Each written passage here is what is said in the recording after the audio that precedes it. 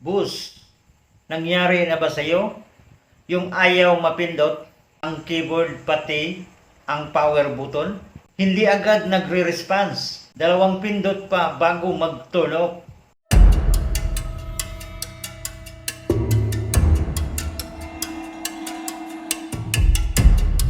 Grabe no? So ito ang dahilan kung bakit nangyari yan.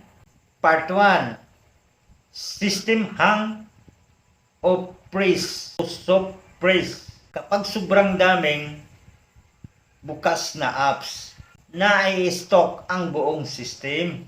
Kaya kahit pindutin mo ang keyboard o ang power, delay o wala talagang response. So may solusyon. I-post restarts o linisin ang RAM gamit ang Phone Master.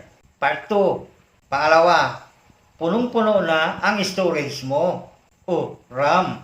Kapag wala ng space, hirap gumalaw ang cellphone mo. So i-delete mo na ang hindi na ginagamit na mga apps o video para lumuwag ang system. Punta na tayo sa part 3. Pangatlo, may bug sa keyboard o software update. Kung luma na ang inyong version, ay nagkakaroon ng glitch. Ang kailangan mo i-update ang keyboard, apps o buong system para ma-fix na ang bugs. Kaya boss, kung na-experience mo na rin yan, huwag kabahan agad. Simple lang, restart, linis, at update lang ang solusyon. Follow for more quick tech packs. Para maiwasan uli na mangyari yan, system hang o soft freeze, Tecno K17, karaniwan nangyari yan. Number 1, sobrang daming bukas na apps. Number 2, mataas na temperature ng phone.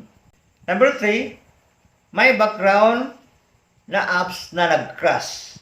To avoid, para hindi na maiwasan na mangyari ulit yan, number 1, restart your phone at least once a day para ma-refresh ang system ng memory. Pangalawa, avoid, laging may dapat 2 to 3 free GB. Pangatlo, gamitin ang Phone Master and clean up